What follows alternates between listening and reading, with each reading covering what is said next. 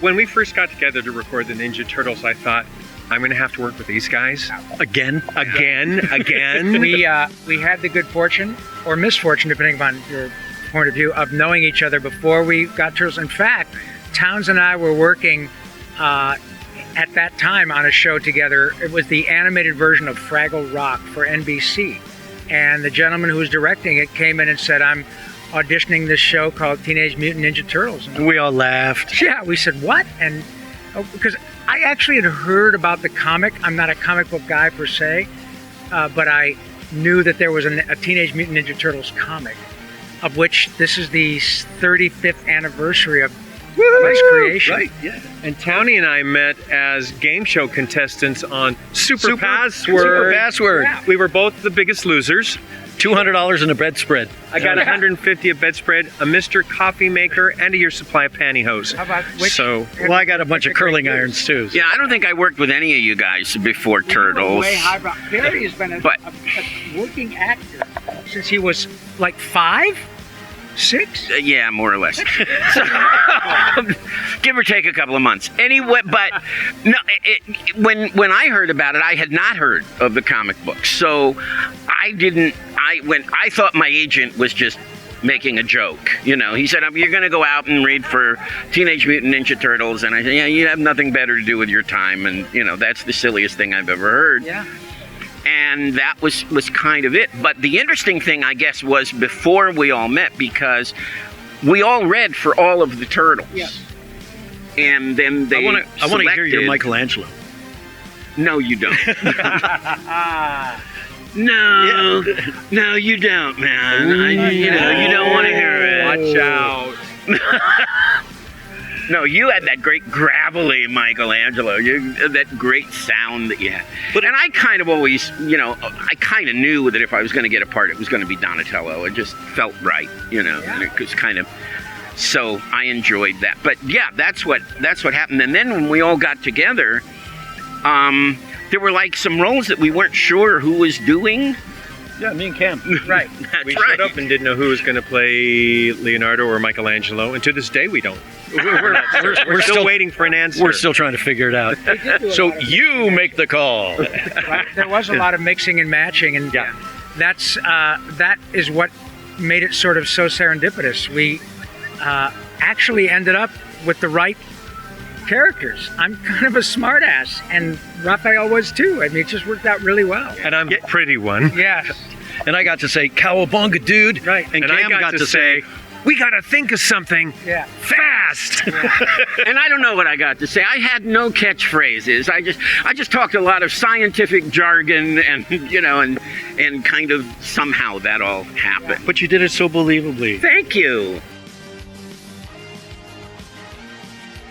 Well, I think over the years, the fans obviously have responded to the show with great enthusiasm, But what's interesting too is that way back then we had no idea the kind of impact that this show was having on kids back then, and we'll wasn't. Meet people at these shows who bring up their tiny little kids, and they're going, "I want you to know that my kid is on season 3, episode 9, and he's not getting out of this house till he is turtle schooled." Yeah. Right.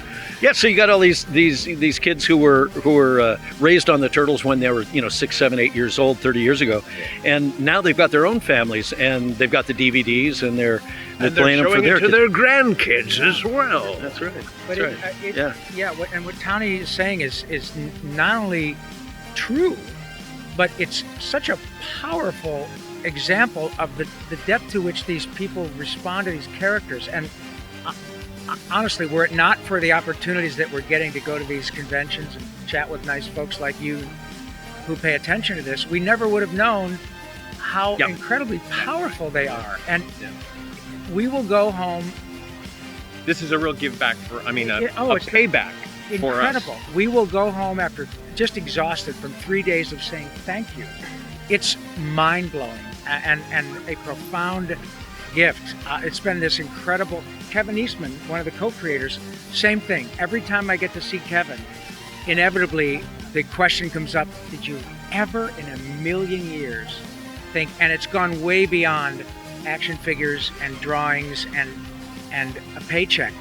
look, we're grateful, but it's really become a part of the culture, and the depth that people love these and revere these characters and tell us about these stories, how Turtles got them through often a really impossibly difficult time. It's mind-blowing and a huge gift.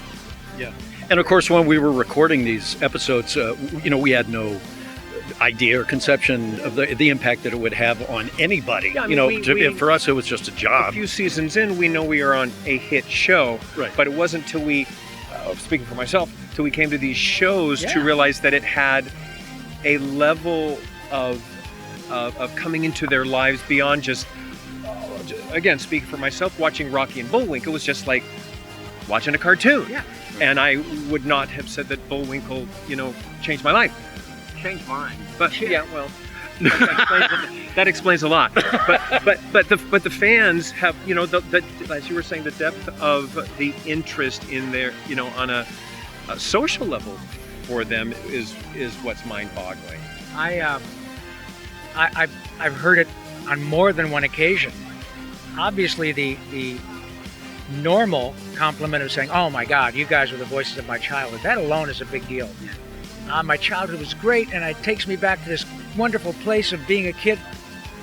That's wonderful, and that was my life. I don't have a story of redemption and 14 trips to rehab. I had a wonderful childhood. But then we run into people who say, "Mr. Coleman, Mr. Gordon, Mr. Paulson, Mr. Clark, I got to tell you, were it not for Ninja Turtles, my life was in the dumper.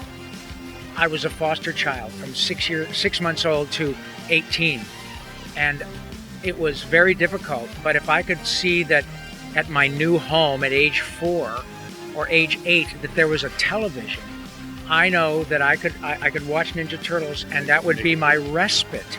Are you kidding me? That is an impossible gift to quantify for us. And these same people say, "But now I'm good. Here's my family, and I get to share Ninja Turtles and what that meant to me with my children," and they get tearful. Yep. And I get tearful. It's crazy. Remarkable. 1, 2, 3, Turtle Power! Whoa. Hey, thanks for watching. If you like this video, be sure to hit the like button below and leave a comment. And to see more videos like this, click subscribe. Be sure to check back every week for more exclusive content.